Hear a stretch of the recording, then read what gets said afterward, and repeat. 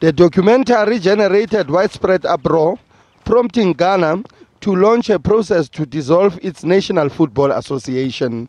Anas argued that officials and teams have frequently fielded unqualified players after payments were exchanged between parties.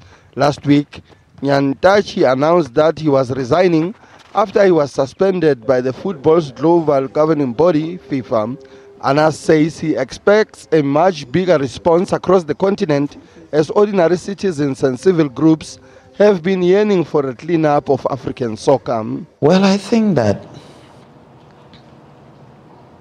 we could have done better at the world stage if we don't allow people to infiltrate the camps of the football setting. If you brought a player who is not qualified, who doesn't have the right skill, and you made him play because you've exchanged money, that is not fair. If you had a coach who would take money and allow that to happen, it is not fair. If you had people who would sit down and fix a match and determine what the outcome will be, it is not fair to African football.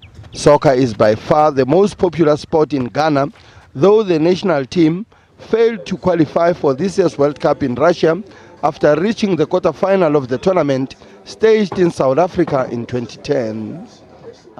What you have seen in Ghana is just a tip of the iceberg. The story is now beginning to unfold. And within the next 2-3 weeks, I'm sure you are going to start reading the impact.